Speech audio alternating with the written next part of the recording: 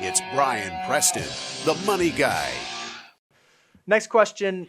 This one is from Jason. Jason said, this was directed at me. Bo mentioned 2 weeks ago that it is possible to save too much for retirement if planning to retire at 65.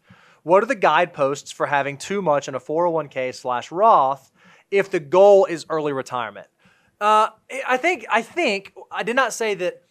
I don't think I said you can save too much for retirement. I think that I said if you're a hyper saver and you're saving 25, 30, 40%, what you'll find is that if you go all the way till 65, you're going to have the opportunity based on the portfolio of assets that you've built that you'll be able to replace greater than 100% of your income. You're going to have you're going to have more than you need to live off of. So what that allows you to do, rather than going all the way to 65, perhaps you could stop a little bit earlier. Perhaps you have enough at 60, at 55, at 50, fill in the blank. I wasn't suggesting that you have a problem of saving too much because, that's an okay problem to have. But if you don't, if you're not, because I know Brian's going to start telling me about, I'm telling people to be misers and save 40% and don't go to the movies. Don't cheat off my sheet over here. That's not what I'm saying. But if they're just people who just don't spend money, and if you find that you're investing 40% of your income and you're still doing all the things you want to do, what you're really doing is you're giving yourself opportunity and options earlier. Now, if you're in that place and you're doing that, you better be realistic about what that age is. Because if you're saving all that 40% inside of a 401k, you got to be working until 55 or 59 and a half to be able to get that money.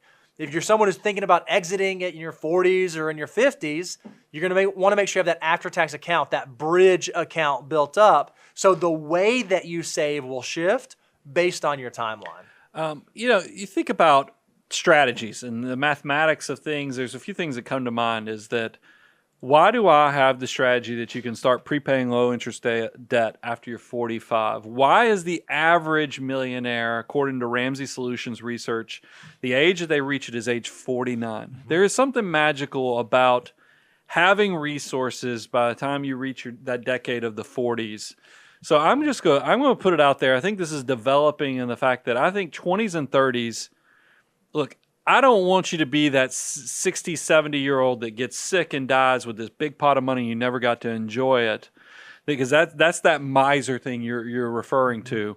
But there is something, too. I want you to live your best bedazzled life you can in your 20s and 30s. Still go out there and travel, do things, but don't do it in a lavish way. Try to do it so you're getting all the fulfillment, you're getting all the blossoming memories, but try to save as much as you can and invest as much as you can in your 20s and 30s, because when you get in your 40s and you do this right, that's when you can take your foot off the accelerator and actually start enjoying things more, because you will have already built up the army of dollar bills to that mass of a size. You hit that critical mass where your army of dollars can create more than you can working with your back, your hands, and your brain. And that's the thing we're working for. So I think there is a balance there. I am going to bring up the miser. I want you to enjoy each decade of your life, but try to load it up in those 20s and 30s, because that money is just so valuable because of the power of compounding interest.